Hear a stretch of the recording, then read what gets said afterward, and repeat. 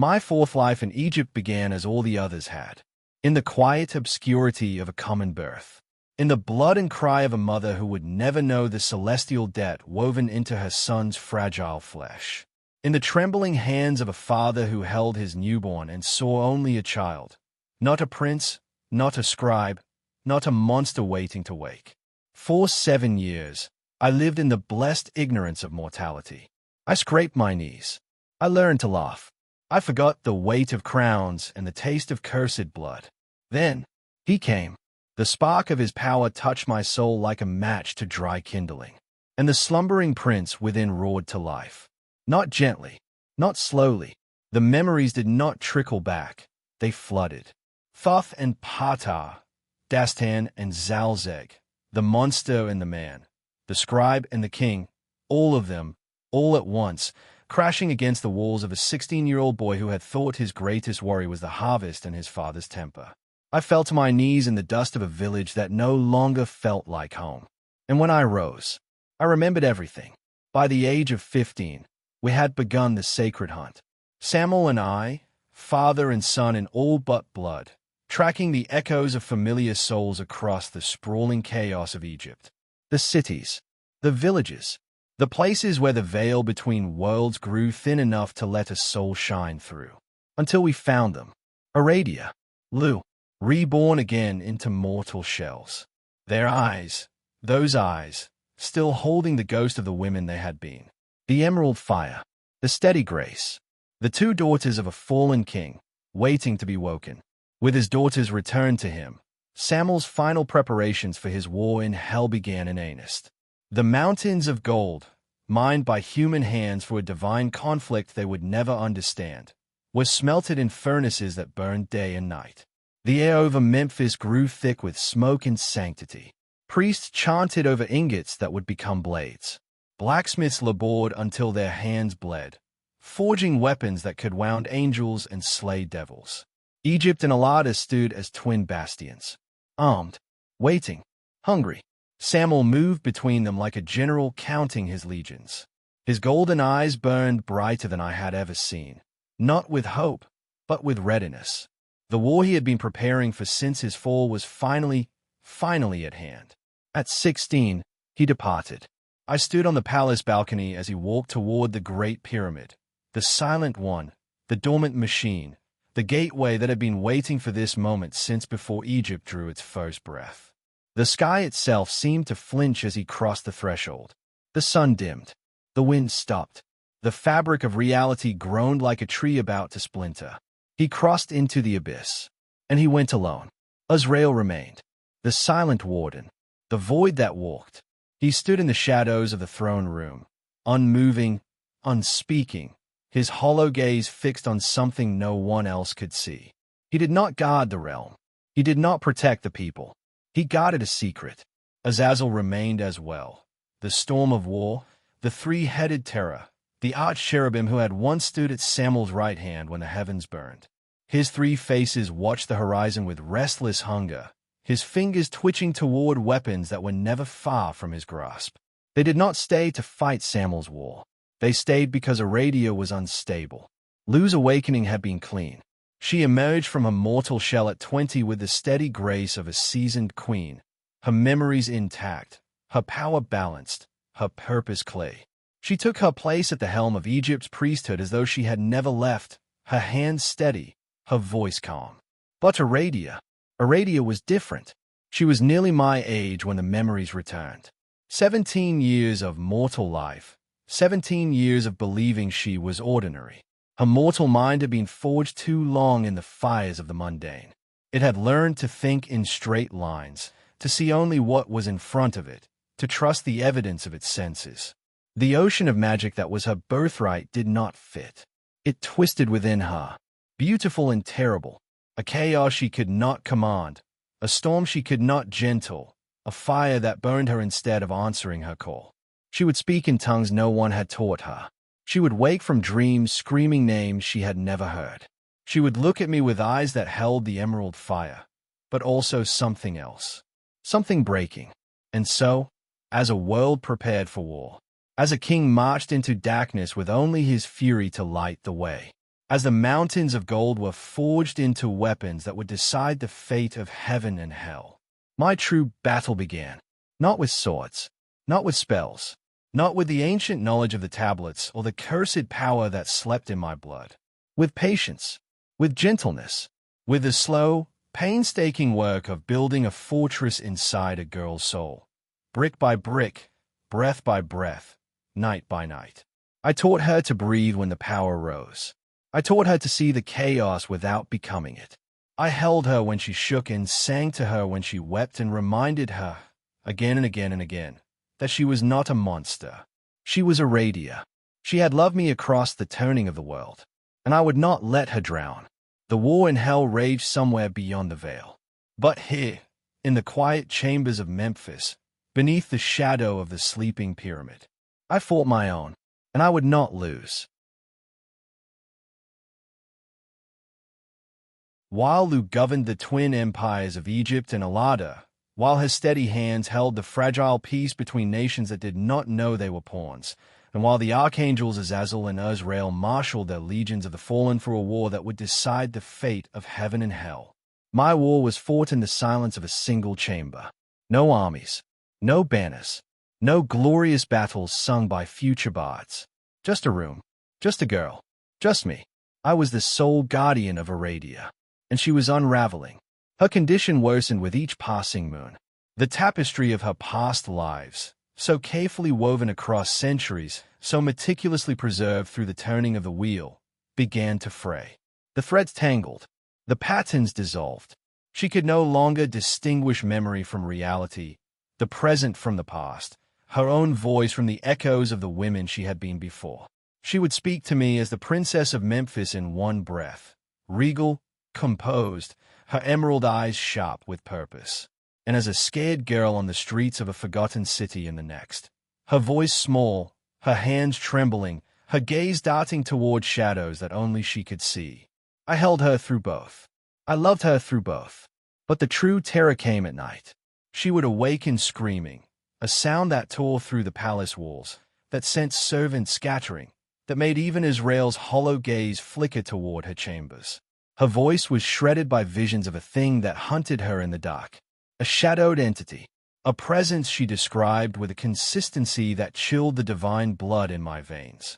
It watches me. It knows my name. It wants to drink me. The angels searched the celestial and infernal registers. Every scroll, every tablet, every whispered rumor that drifted up from the abyss or down from the choirs. Azazel tore through the libraries of hell with his three heads working in unison, each face scanning different texts, different tongues, different truths. They found nothing. No record, no mention, no name. This entity was not of Elohim's creation. It was neither devil nor demon, neither fallen nor ascended. It did not appear in the hierarchies of heaven, the circles of hell, or the gray wastes of purgatory. The terrifying truth began to dawn. Either Aradia was descending into an irreparable madness, her brilliant mind finally shattered by the weight of too many lives, too many memories, too much magic.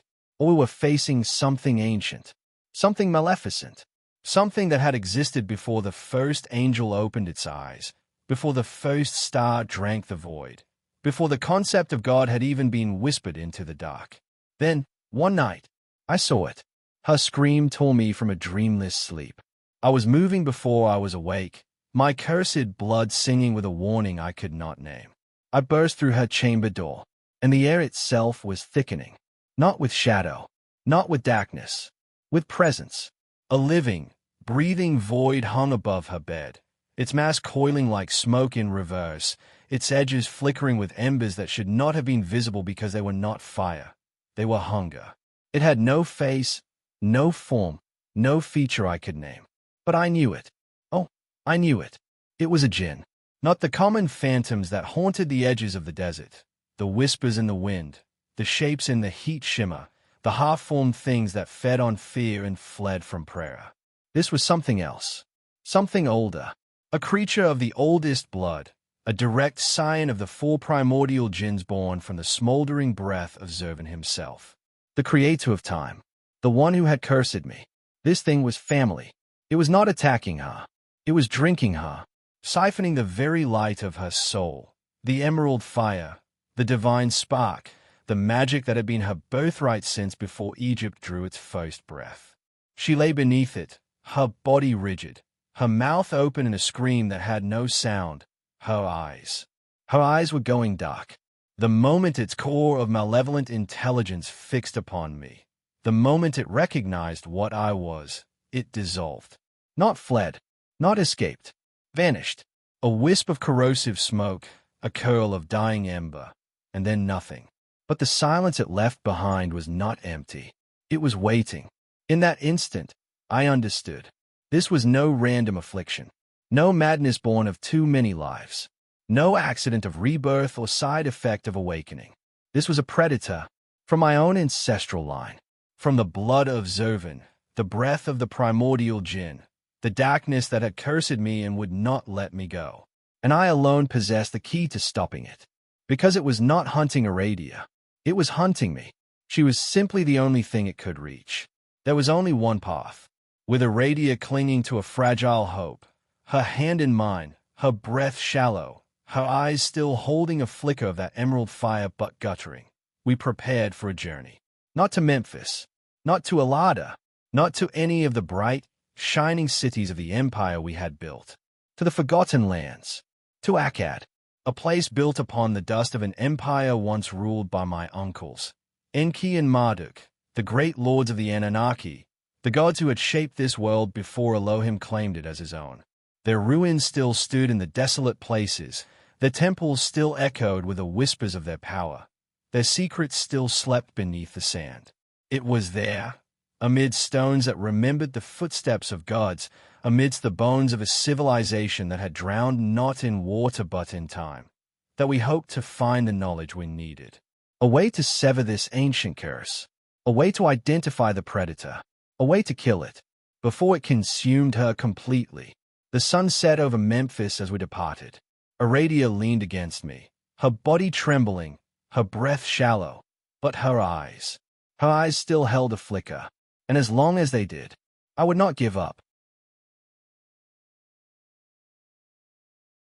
Our journey to Akkad began under auspicious skies. The sun hung above us like a golden shield, and the road unfolded before us like a promise, a ribbon of dust and destiny stretching toward horizons I had not seen since my uncle's empire still drew breath. Aradia rode at my side, her emerald eyes clearer than they had been in months, the shadow that haunted her dreams momentarily held at bay by the simple act of moving, of doing. Yet, with every league we traveled north, the air grew thick. Not with heat, not with dust, with ghosts. The ghost of my past. A familiar, chilling presence began to brush against my soul. The spectral echo of my father, Ahriman, the shadow behind creation's veil, the darkness that gives light its edge. I had not felt him for lifetimes. I had begun to believe he had forgotten me. I was wrong. He was waiting. When we arrived, the people of Akkad greeted us with a reverence that bordered on awe. They lined the streets, their eyes wide, their hands raised in blessing. They did not know who we truly were, but they sensed something that made the priests narrow their eyes and the children reach for their mother's hands. We were received by their king, Nimrod, a ruler whose veins carried the legendary blood of Gilgamesh, my cousin, my enemy, my friend, a hero whose name was still whispered in songs that had been old when Egypt was born. Nimrod was his heir in more than blood. He was a man carved from ambition and iron, a peerless hunter whose cruelty was as famed as his strength, whose shadow fell across his kingdom like a blade waiting to drop. His eyes studied us as we entered his throne room, measuring, weighing, hunting. He saw the beauty of Bastet, the daughter of the sun god. He saw the quiet advisor at her side, the man with the steady hands and the eyes that held too much stillness. He did not see the prince of Atlantis. He did not see the scribe of the divine.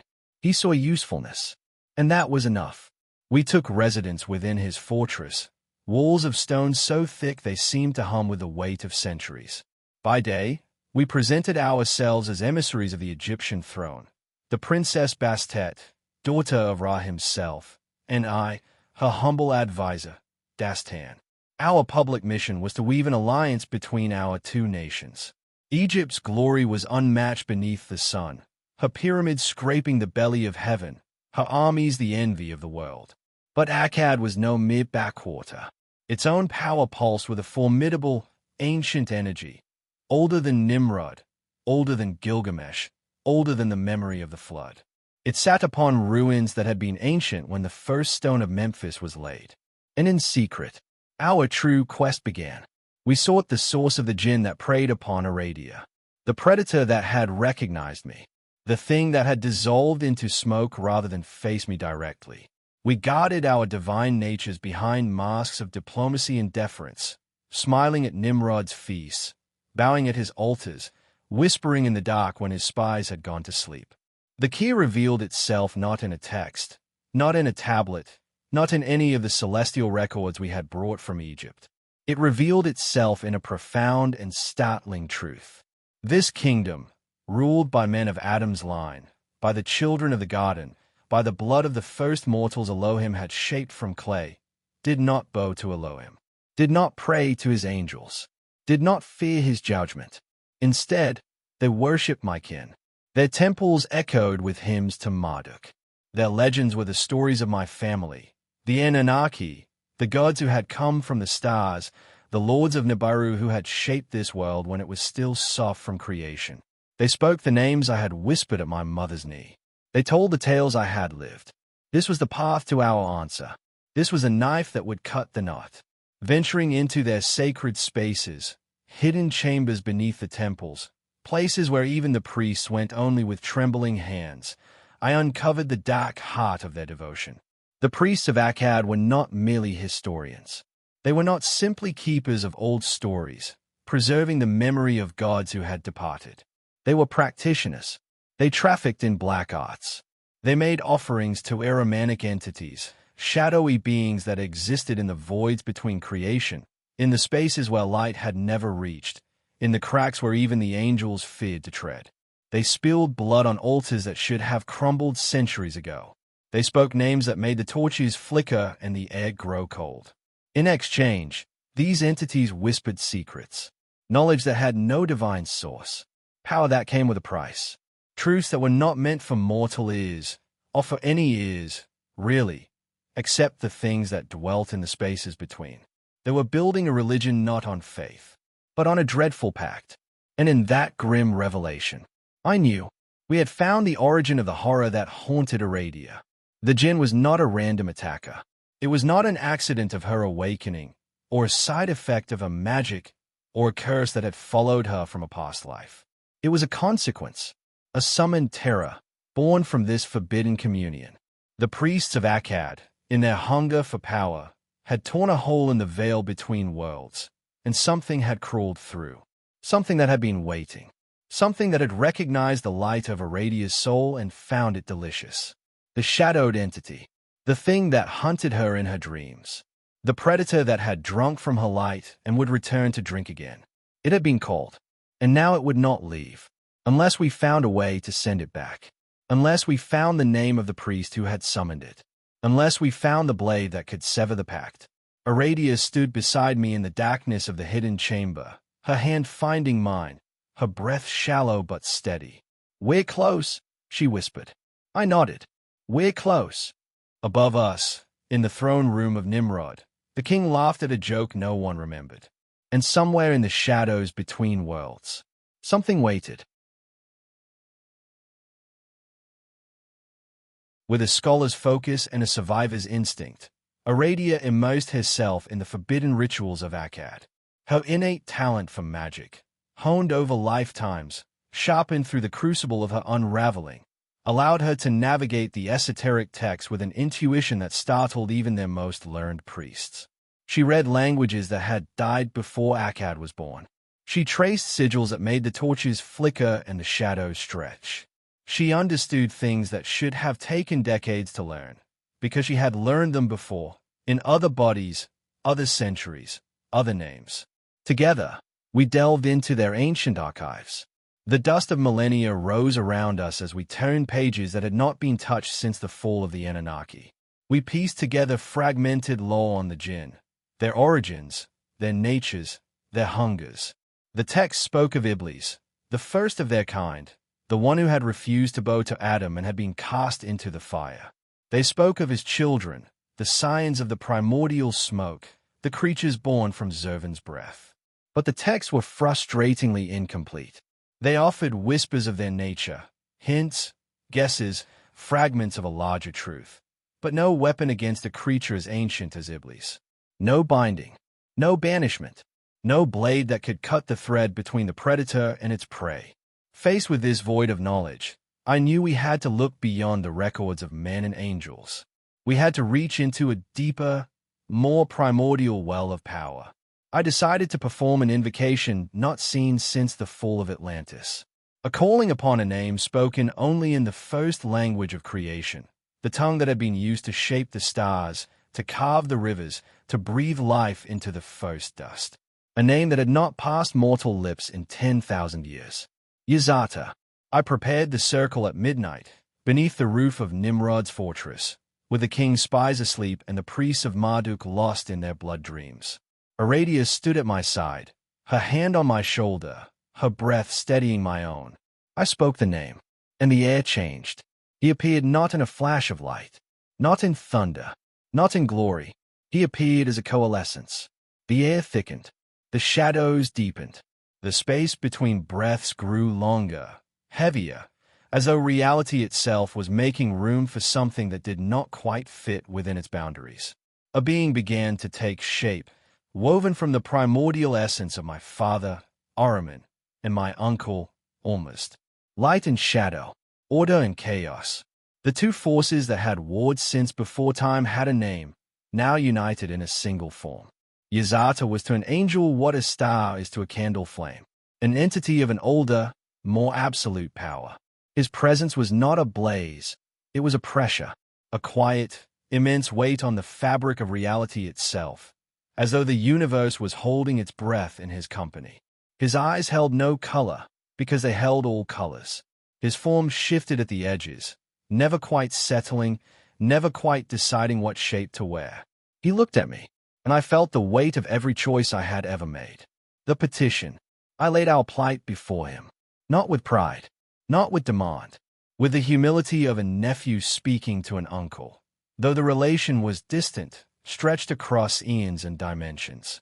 I told him of the Jinn, the predator that hunted Aradia, the thing that had drunk from her light and would return to drink again. Yazata listened. His ancient and fathomless patience was a stillness that made the mountains seem restless. He did not interrupt. He did not question.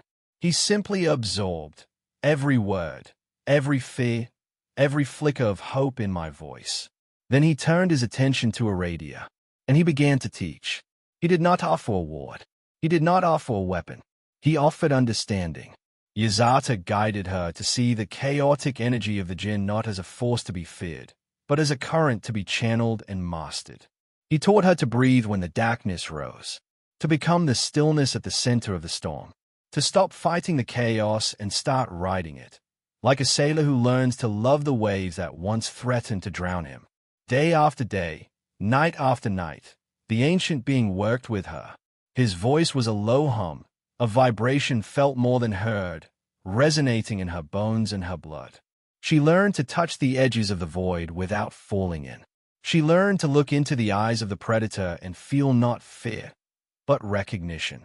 She was not its prey. She was its equal. When her training reached its zenith, when her emerald eyes burned with a steady fire that even Yazata seemed to acknowledge with a silent nod, he did what we could not. He summoned the predator itself. The air grew cold, then heavy, then wrong. Iblis manifested, a being of swirling shadow and malevolent intelligence, whose very form seemed to drink the light from the room. The torches gutted and died. The warmth fled from the stone. The only illumination came from the dim glow of Aradia's emerald eyes and the quiet radiance of Yazata's ancient form. The Jinn had no face, but I felt it smile. A battle ensued, not of clashing steel, not of fire and thunder, but of opposing wills. A silent, terrifying warping of reality. The air bent. The walls breathed. The floor rippled like water as the two beings, the primordial entity and the ancient predator, struggled for dominance. I could not move. I could not breathe. I could only watch. It lasted a heartbeat. It lasted an eternity. And then, silence. A deafening, absolute silence, as though the world had forgotten how to make sound. Iblis was gone. Yazata had banished the ancient Jinn back into the void from whence it came. The shadows receded. The warmth returned. The torches flickered back to life as though they had never died. Aradia fell to her knees, gasping, and I fell beside her.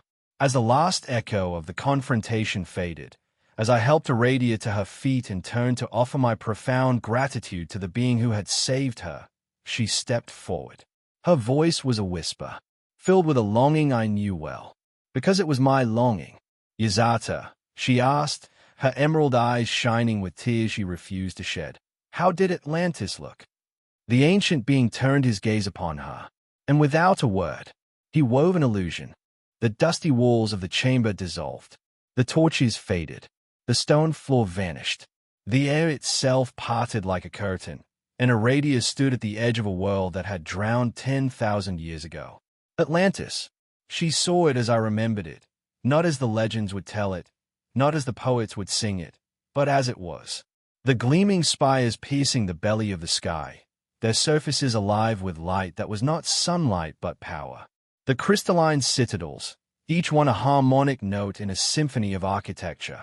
The gardens that bloomed with flowers that had no names because no one had survived to name them. She saw the majestic reptiles, the dragons in their smaller forms, coiling through the canals, their scales glittering like liquid gemstones. She saw the wise Nagas, their human faces serene above serpentine bodies, moving through the courts with the grace of ancient knowledge. She saw the vibrant, terrifying tapestry of its power. And then, she saw them. My mother, Elika, the goddess of light. Her form radiated a benevolent grace that brought tears to Aradia's eyes, a warmth that seemed to reach across the abyss of ages, through the veil of death, through the drowning of a continent. She stood on a balcony overlooking the sea, her hair floating in a breeze that had stopped blowing 10,000 years ago. She was smiling, and beside her, my father, Ahriman, even as a phantom, even as a memory, even as a flicker of light and shadow woven by an ancient being's will. His presence was a vortex, shadow and fury, a contained cataclysm. His eyes held the darkness between stars, and his hands held the power to unmake worlds. Aradia's soul recoiled in instinctive terror, not from hatred, not from judgment, but from the sheer, overwhelming weight of what he was. She understood why I carried the curse, why the beast slept in my blood, why I had spent lifetimes running from what I was. Because I was his son. The vision vanished. The walls of the chamber returned. The torches flickered. The dust settled. Aradia stood pale and trembling, the sublime beauty and the profound horror of my origin forever etched in her mind. She looked at me, not with fear, not with pity, but with a deeper, more terrible understanding. She knew, and she did not look away.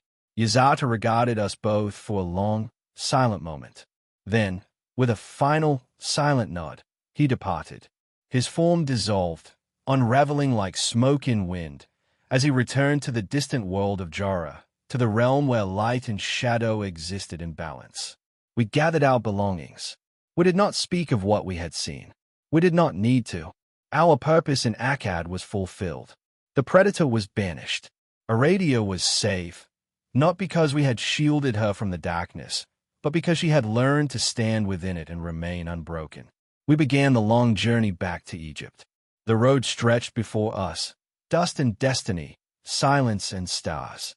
And between us, the memory of lost Atlantis, the chilling power of the ancients, a shared, unspoken weight that bound us closer than any vow. Behind us, the towers of Nimrod's fortress faded into the haze. Ahead, home, and whatever came next, we would face it together. The retained journey across the desert was haunted by more than just the sun.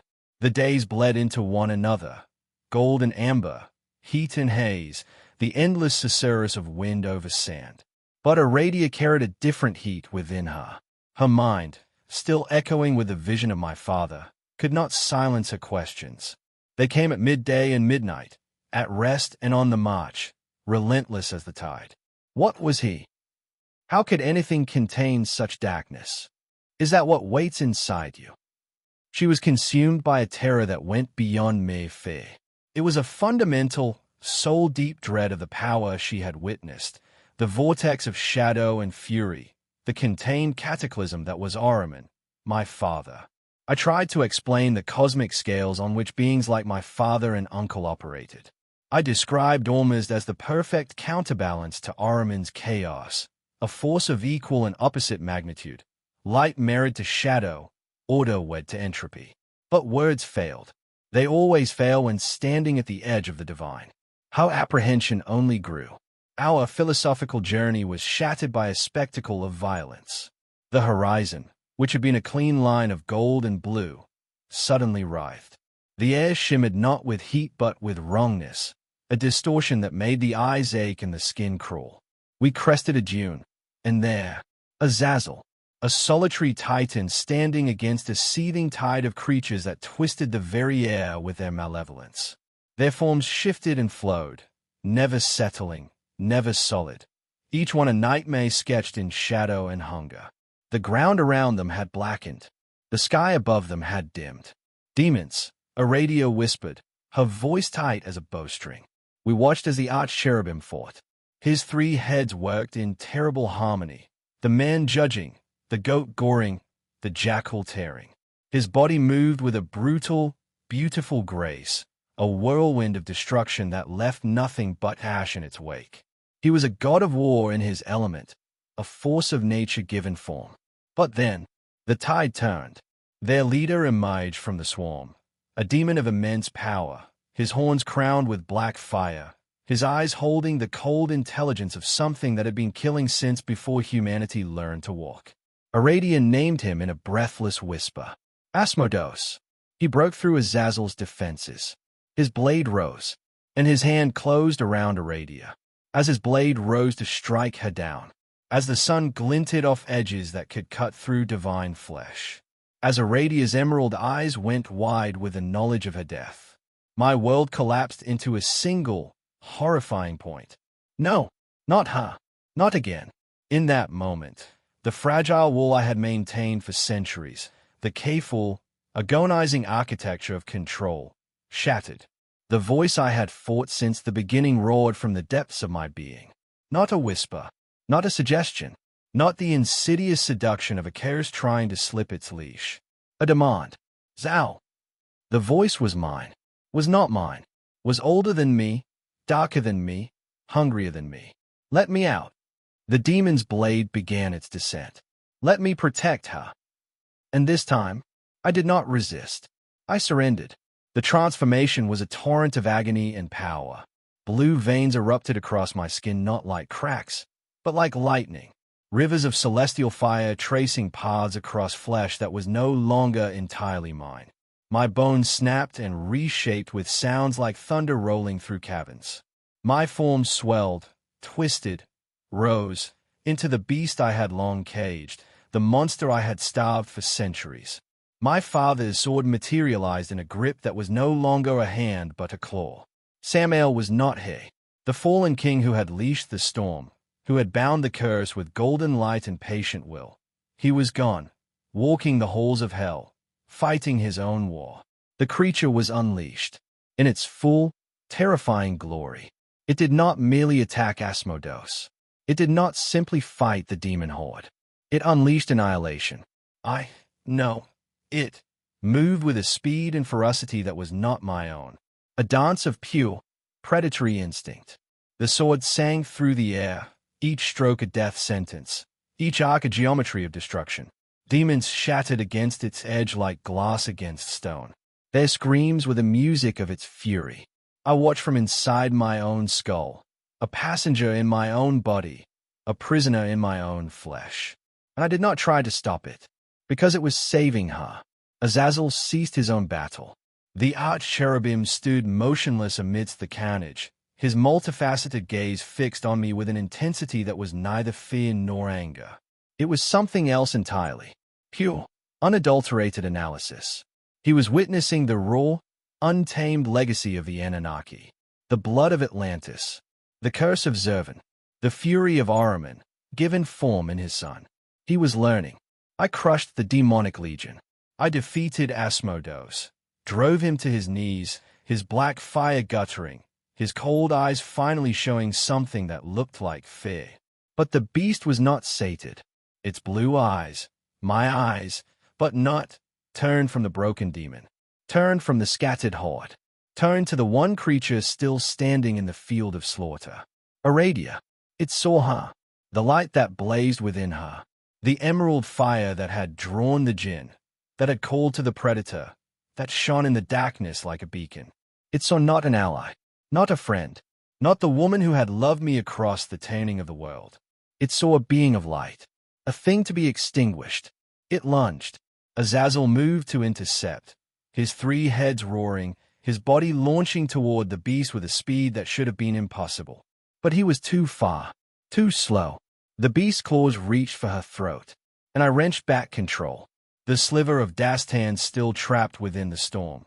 The fragment of the man, the prince, the lover, screamed against the torrent of the beast's will. I threw myself against the walls of my own soul, again and again and again, until something cracked. The blue veins fled. And then, golden, SaMael's ancient safeguards, the chains of light he had woven into my curse, the bindings he had placed when first he leashed the monster, ignited. They burned through me like wildfire, like judgment, like mercy. The beast roared. It thrashed. It fled, driven back into its cage, its chains reforged, its hunger once more denied. I fell to my knees in the sudden silence, neither fully man nor holy beast. Panting, trembling, alive, the sword vanished. Aradia stared at me. Her face was a mask of pure horror, her lips parted, her eyes wide, her hands pressed against her chest as though to hold her heart in place. She was not looking at me, her friend, her constant, the man who had held her through the unraveling. She was looking at the echo, the shadow of my father, the legacy of Ahriman, the proof that the darkness I carried was not a wound to be healed, but a birthright to be feared. Aradia. She flinched, and the world went cold. Without a word, Azazel secured the captive Asmodeus, binding him in chains of black iron and golden light, the demon's eyes still holding that flicker of fear. The journey back to Egypt was made in a silence more profound than any desert night. No questions, no whispers, no reaching for my hand in the dark. Azazel's gaze never left me. In his silence, I felt something I had not expected, a grim, hard-won respect. He had seen the beast. He had witnessed its fury, and he had watched me chain it again. But from Aradia, there was only a yawning chasm of fear. She walked beside me. She ate when I ate. She slept when I slept. But she could not bring herself to look at me. And every time I met her eyes, I saw it reflected there. The vortex, the shadow, the son of Ahriman. When the gates of Memphis finally rose before us, white walls and golden spires, the twin pyramids dark against the setting sun, I did the only thing I could. I walked to the temple. The priest bowed as I passed. The incense curled around me like the ghosts of old prayers. The chambers echoed with the silence of centuries. And there, in the inner sanctum where the mask of Thoth had waited for my return, I lifted it. The black ibis, the cold eyes, the serene, impassive face of a god who felt nothing, who judged everything, who had never been a monster in the dark. I lowered it over my own face and hid the monster, the prince, the broken man. Beneath the mask, the beast slept. Aradia wept, and the son of Ahriman waited for the next turn of the wheel. I retreated into the identity of Thoth as if into a sanctuary.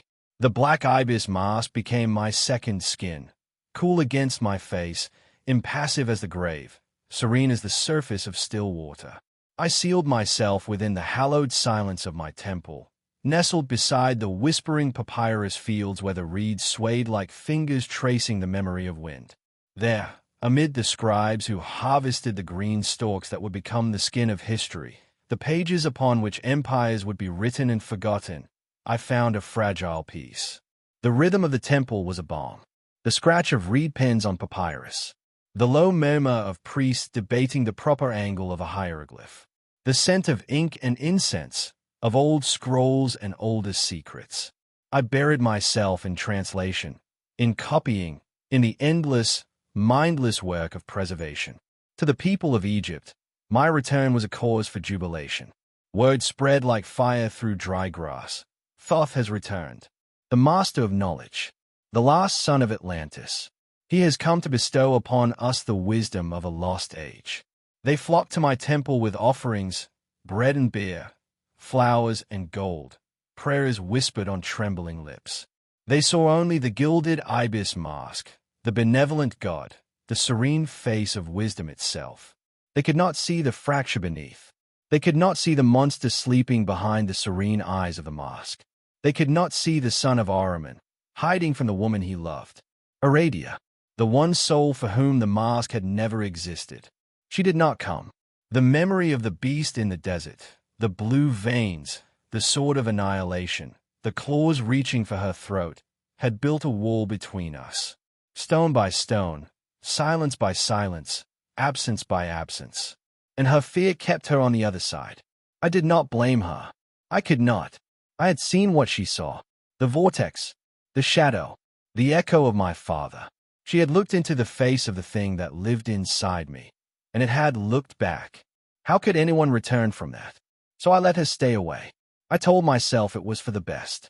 I told myself that some wounds could not be healed, that some bridges could not be rebuilt, that some loves were not meant to survive the turning of the world. I told myself many things. The nights were long, and the mask was cold, and I did not believe any of them. But Lu came. Unlike Aradia, whose soul was tuned to the subtle frequencies of magic, to the whispers of the unseen, the currents of the arcane, the language of spells that could reshape reality, Lu was a creature of pure physicality. A warrior who believed in the truth told by the sword, in the geometry of combat, in the simple, brutal honesty of a blade finding its mark. News of the demonic slaughter in the desert had reached her. The whispers had grown into legends. Thoth unleashed. Thoth annihilated. Thoth became something terrible and wonderful and terrible again. Where Aradia had seen only horror, Lu saw something else. Fierce curiosity. She began to visit. Not for wisdom. She had never cared for the dusty scrolls and the endless recitation of old names. Not for comfort. She was not the kind of woman who sought solace in silence. She came for a challenge. We met in the training grounds, the sun beating down on the sand like a hammer on an anvil. The air shimmered with heat. The shadows of the pyramids stretched long and dark across the packed earth. And we sparred. Time and again, our blades met. The ring of bronze against bronze. The scrape of sandals on sand. The sharp, rhythmic breathing of two bodies pushed to their limits. Lu fought with the ferocity of a lioness, all power and precision, all instinct and fury. She had been trained by the best warriors of Egypt, by the fallen angels themselves, by a lifetime of war and survival. But I had been trained by centuries. Time and again, I defeated her, not with cruelty, not with arrogance, with the quiet, inexorable certainty of someone who had been fighting since before her grandfather's grandfather drew his first breath. Where another would have grown frustrated, where another would have stormed off, nursing wounded pride and bruised ribs, Lu only grew more determined. Her interest sharpened into something I had not expected. Profound respect. She was not just learning how I fought. She was trying to comprehend the source of the power that had laid waste to a legion of demons. She watched my hands, my feet, my eyes. She studied the way I moved, the economy of motion, the stillness at the center of the storm. She was not afraid of the beast. She wanted to understand it. In the solitude between our bouts, when the sun had set and the training ground had emptied and Lu had returned to her duties, I returned to my oldest and most solemn duty. I unsealed the vaults. Beneath the temple, beneath the foundations of Memphis, beneath the roots of the pyramids themselves, lay chambers that had not been opened since my last life. The air was cool and still, untouched by the passage of years. Dust lay thick on every surface, undisturbed save by the slow dance of ancient silence. And there, resting on altars of black stone, the tablets of the Anunnaki. I laid them out once more, their celestial script glowing with latent power, a soft, phosphorescent light that seemed to come from within the stone itself. The symbols writhed and shifted as I watched, never quite settling, never quite deciding what shape to wear. With a hand now steadied by purpose, no longer trembling with the curse, no longer hesitant with fear, I began the painstaking work of translation, seeking answers not just for SaMael's war, not just for the conflict that raged in the halls of hell, but for the deeper, more personal question that had haunted me across lifetimes. What am I? Why was I cursed? Can it ever be undone? Night after night, I worked. The candles burned low. The ink dried on my fingers. The words of the gods flowed through me. Enki's wisdom, Marduk's fury, the cold, distant calculations of the Anunnaki who had shaped this world and then abandoned it. I was seeking the truth. I was not prepared to find it. It was during one such evening, surrounded by the ghosts of lost civilizations, the weight of 10,000 years pressing down on my shoulders, that the most unexpected of visitors cast a shadow upon my threshold. I did not hear footsteps. I did not sense a presence. One moment, I was alone with the tablets and the silence. The next, a shape stood in the doorway. Tall, silent, waiting. Not Azrael. This presence was different, warmer, though the words sat strangely on the tongue. Not Aradia. I would have felt her emerald fire before she crossed the threshold. Not Lu. She never approached with such stillness. The figure stepped forward, and the candlelight caught the edges of wings, not fallen, not broken, whole, and eyes that held the color of the sky at the moment between day and night, when the sun has set and the stars have not yet woken, and the world holds its breath in the violet dark. Dastan, the visitor said. My name, spoken by a voice I had not heard. My blood ran cold, then hot, then something else entirely. I rose from the tablets, my hand reaching unconsciously for the sword that was not there. Who are you? I asked, though I already knew. The visitor smiled, a sad, ancient, impossibly gentle smile. You know who I am. And I did. Oh, I did. The air in my sanctum shifted, not with a sound, no creak of stone, no whisper of wind, no rustle of papyrus. The change was deeper, more fundamental, a sudden, profound stillness that pressed against my skin like the moment before a thunderclap, when the world holds its breath and waits. I looked up from the glowing Anunnaki tablets, and found a figure standing before me. She had not entered through the door. She had not descended from the ceiling. She had simply arrived, as though the space between one heartbeat and the next had been sufficient for her to step from wherever she had been into here. Her presence was an unsettling melody of grace and absolute power, a harmony that made my teeth ache and my soul remember something I had forgotten. She was an angel, but unlike any I had known. Her light was not the scorched gold of the fallen, the heat of SaMael's rebellion, the fire of Azazel's fury. Nor was it the militant blaze of heaven's host, the cold, righteous flame that had cast the rebels down. Her light was different, older, the cool, deep luminescence of a star seen through winter air, distant, serene, untouchable. She wore no mask. She needed none. Her face was her own, beautiful in the way that mountains are beautiful, in the way that the sea at midnight is beautiful. Terrible and wonderful and utterly indifferent to your opinion. My body tensed. Instinct honed over centuries, over battles fought in starlight and blood, over wars that had erased civilizations, prepared for a fight.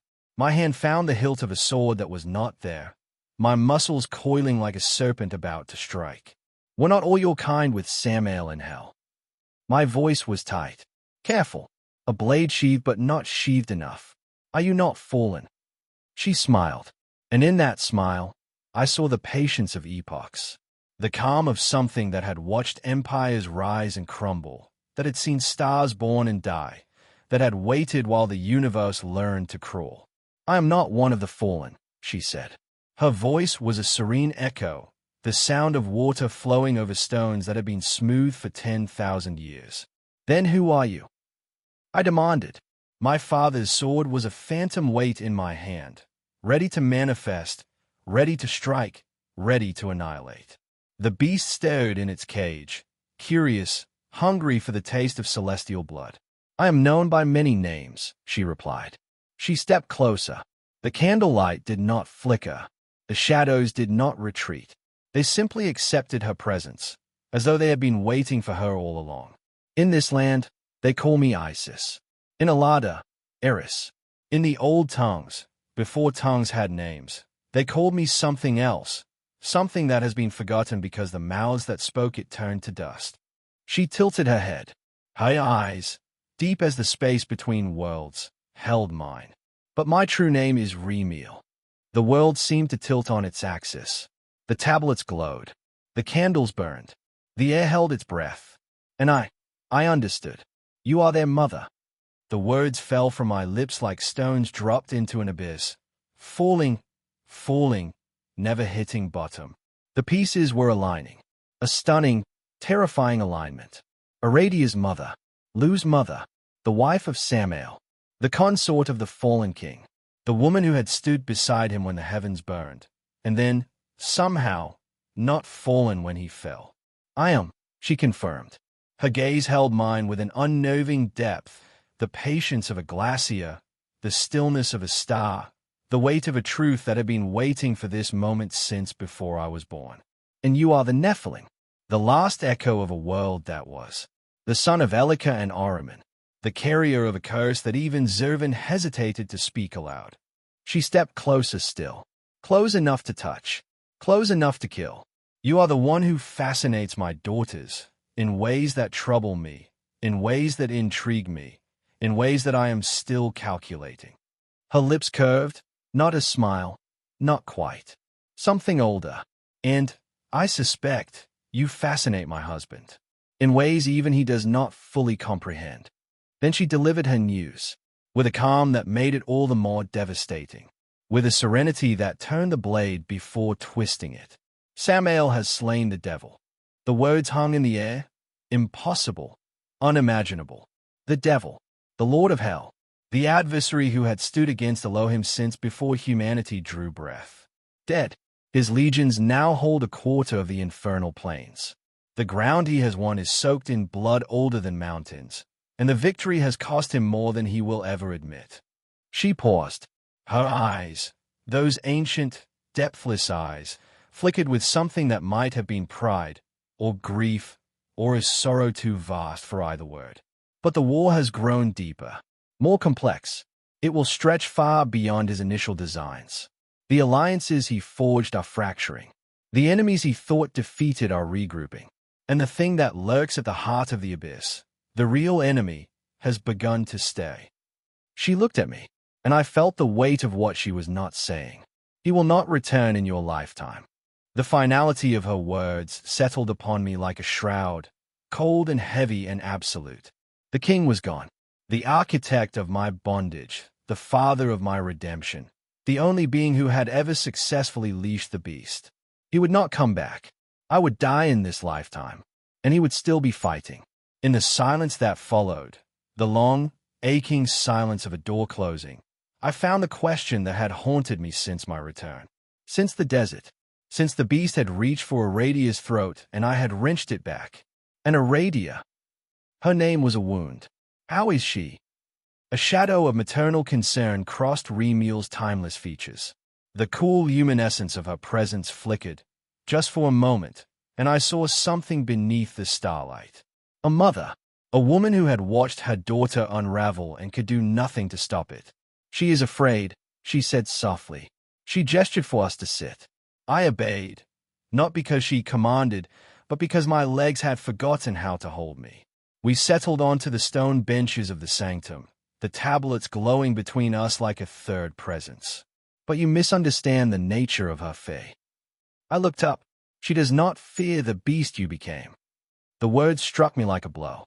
I opened my mouth to speak, to argue, to insist. But she raised a hand, and the silence her gesture commanded was absolute. She fears the distance it has created. She saw a part of your soul you had kept hidden, Remiel continued. A truth so vast, so terrible, so beautiful in its completeness that it overwhelmed her. Not because she was afraid of the power. Aradia has never been afraid of power. Her eyes held mine. She was afraid because she did not recognize you. The words settled into my chest like stones into still water, rippling, sinking, drowning. She has loved you across lifetimes. She has known you as Thoth, as Ptah, as the scavenger boy on the banks of the Nile. She has held your hand while you died and found you again when you were born.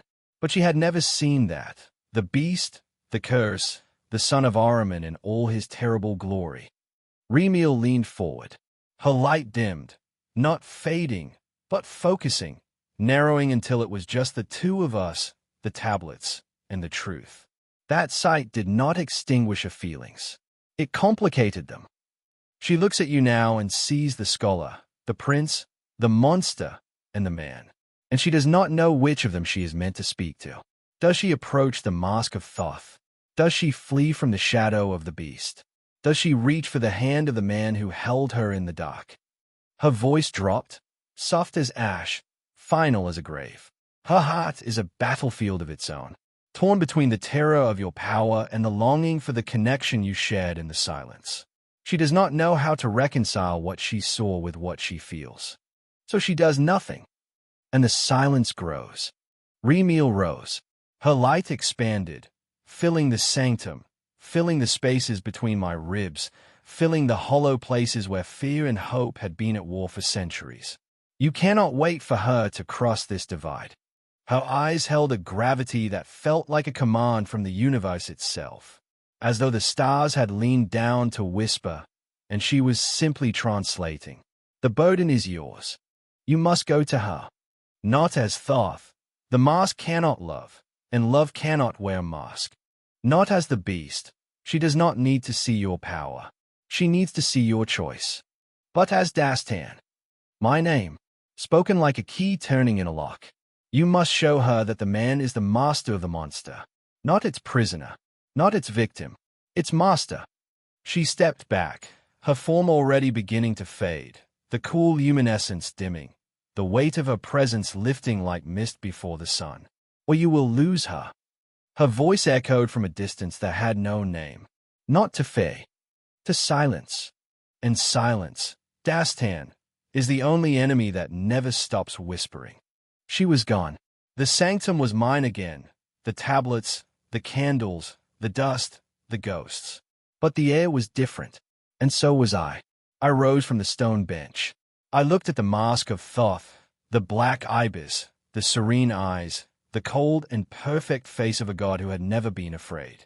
And for the first time in a lifetime, I took it off, not to hide, to see. And then I walked toward the door, toward the silence, toward her. Several days had drifted by since my audience with Remiel.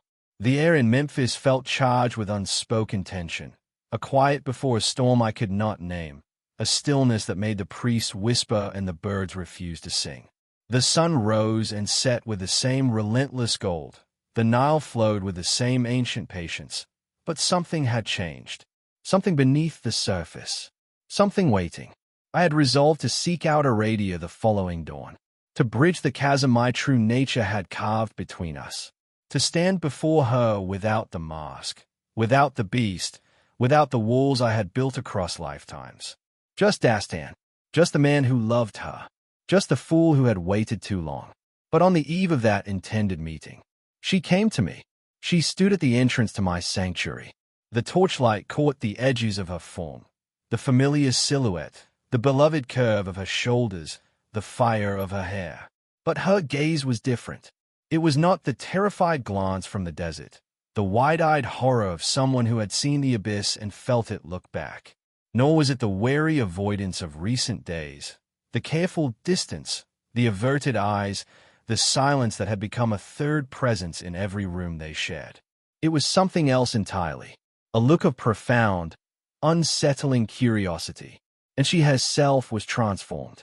A palpable aura of power radiated from her, a dark and complex tapestry woven from energies I recognized with a spike of dread that shot through my chest like an arrow. Asmodeus, the demon lord I had crushed in the desert.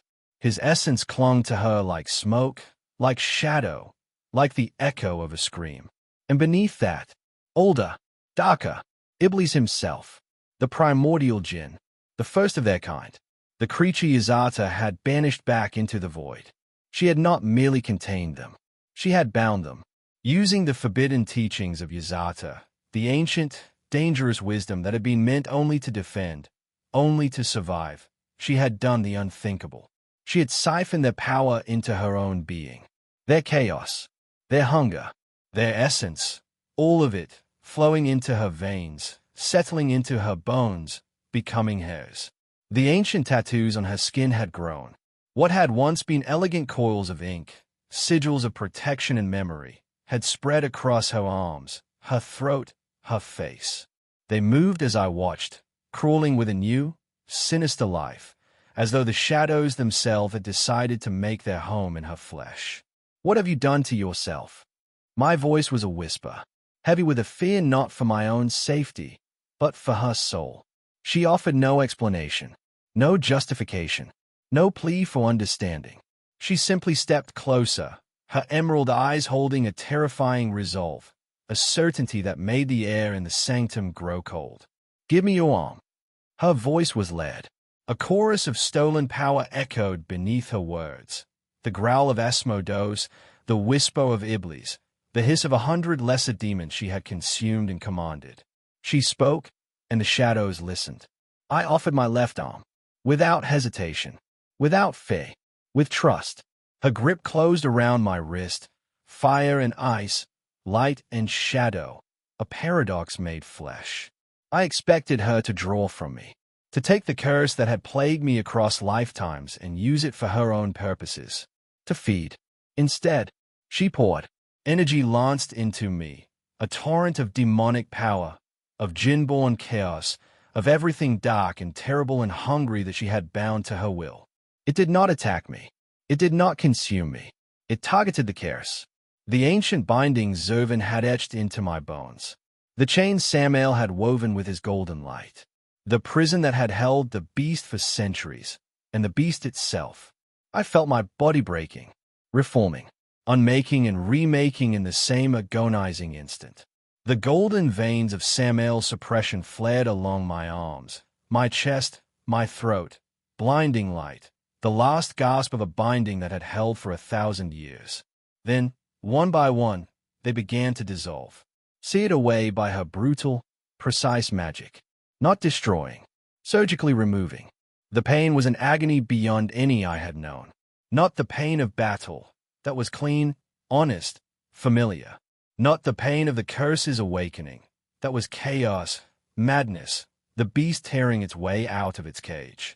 This was the pain of being scoured, of having something that had been woven into the fabric of your soul, something you had carried so long you had forgotten what you were without it, cut away. I screamed. I do not know if the sound escaped my lips or simply echoed in the void behind my eyes. And then, silence. I collapsed to one knee, gasping, trembling, empty in a way I had never been empty before. The torchlight seemed brighter. The air seemed cleaner. The weight that had pressed on my shoulders for centuries, the thing that had lived in my blood, my bones, my breath, was gone. I looked at my hands. The obsidian hue had faded.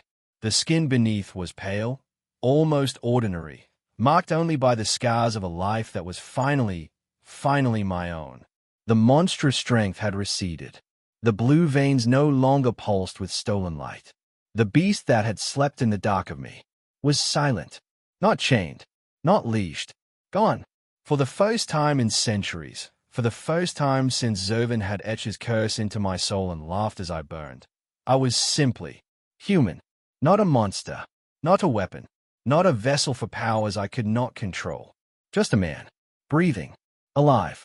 I looked up at her, this woman who had faced the monster within me, who had seen the beast reach for her throat with claws that could tear through demon flesh, and answered it not with fear, not with flight, but with power.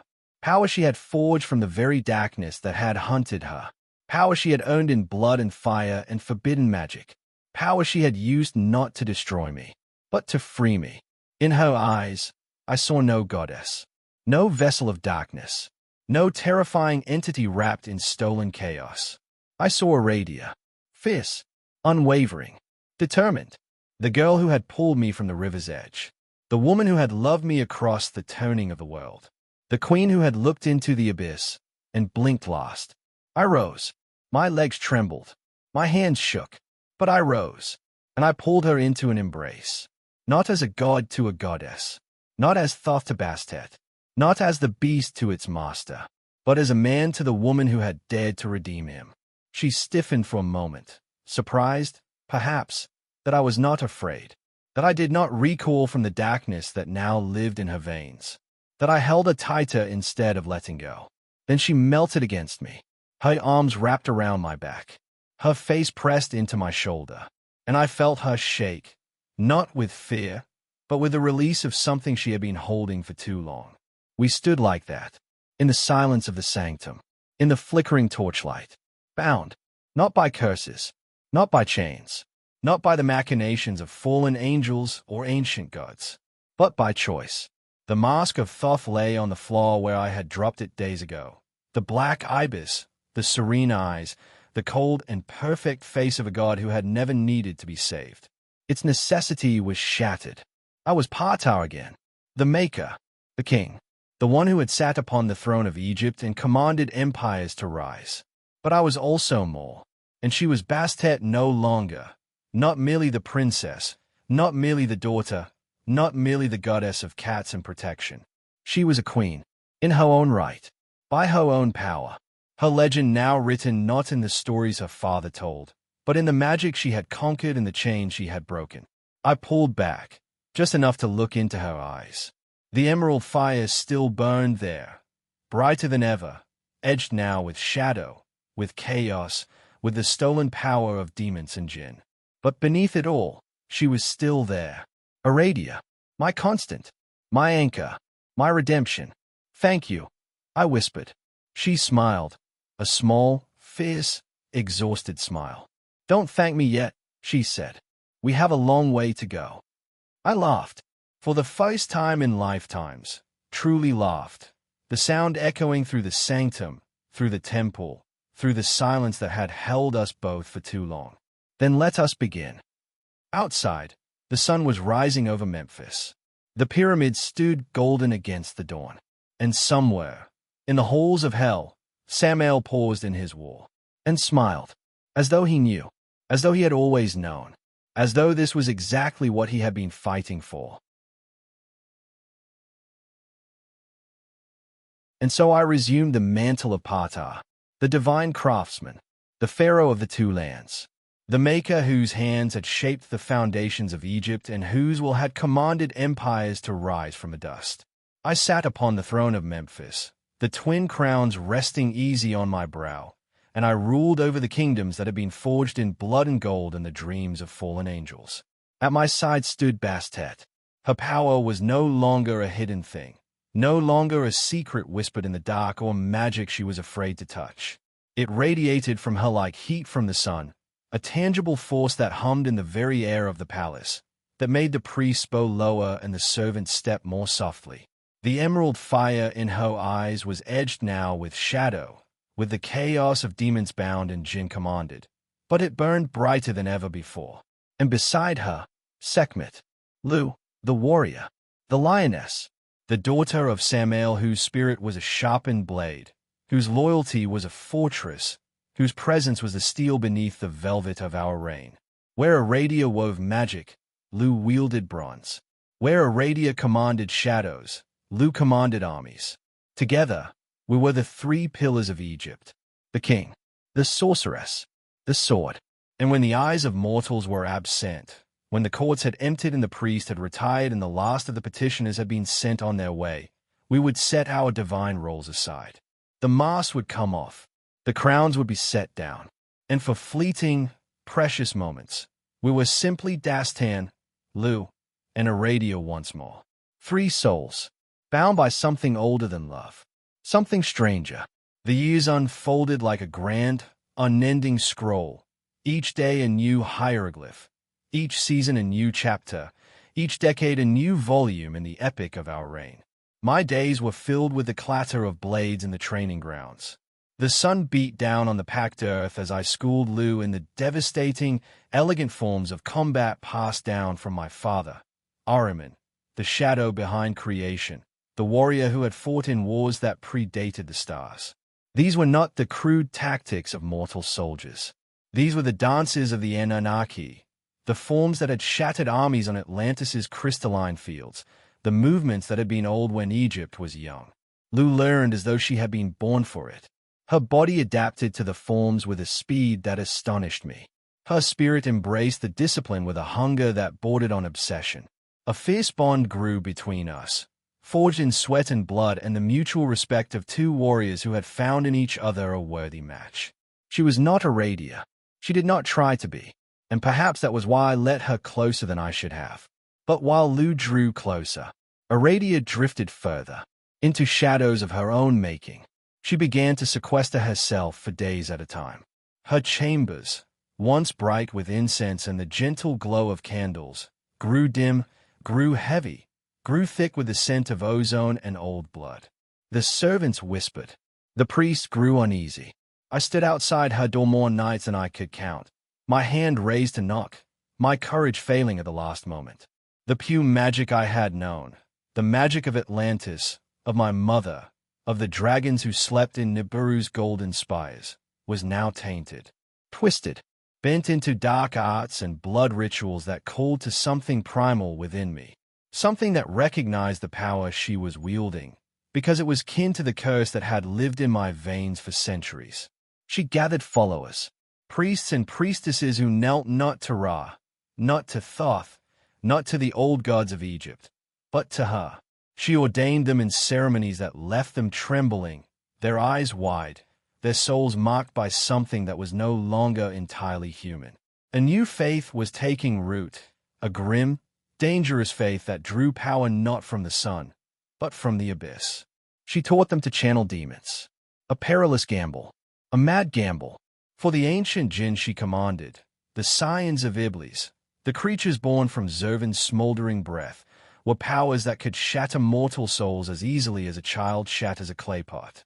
One wrong word, one faltering step, and the student would become the vessel, and the vessel would become the monster. I watched, my concern a cold stone in my chest, growing heavier with each passing year.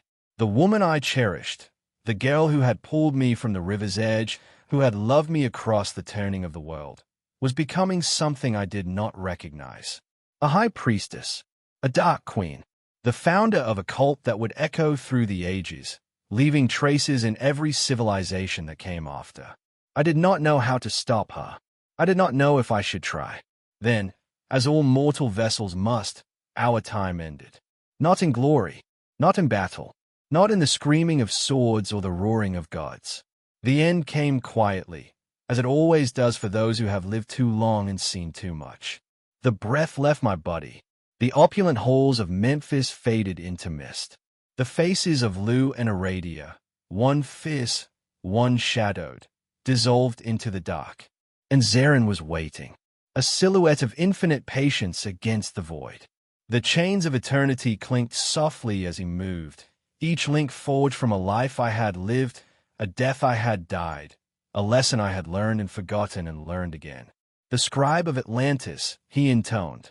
His voice was a dry rustle, the sound of autumn leaves skittering across a grave, the whisper of the last page turning, the echo of a door closing on a room that would not be entered again. The beast of the desert.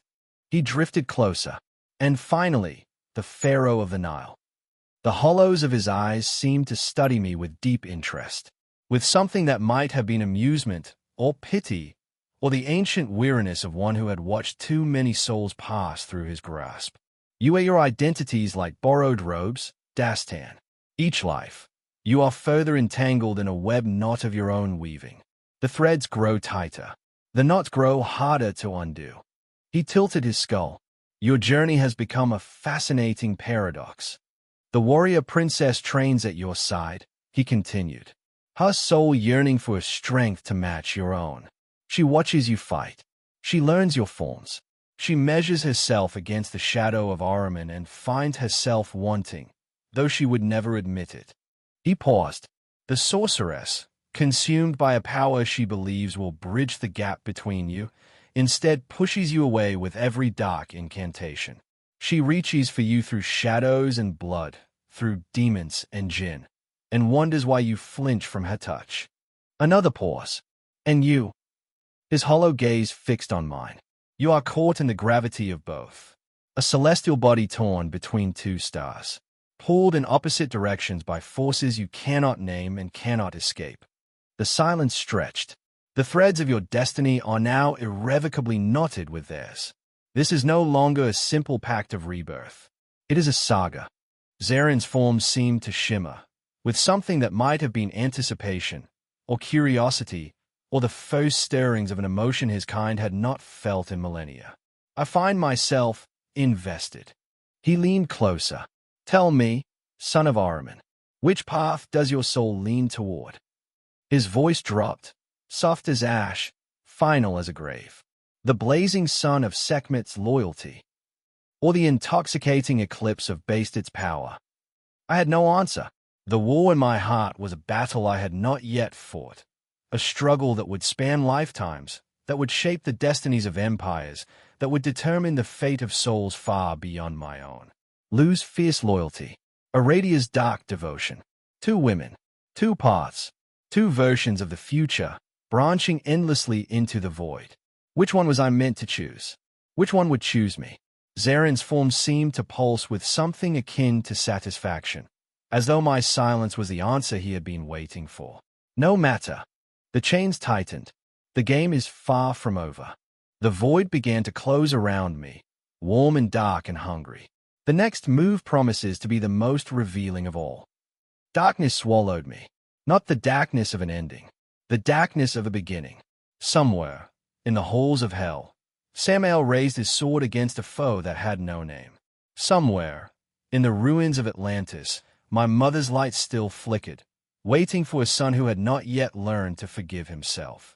And somewhere, in the space between lives, the wheel turned, the threads pulled tight, and Dastan, son of Ahriman, fell toward a future he could not imagine and could not escape. The game continues.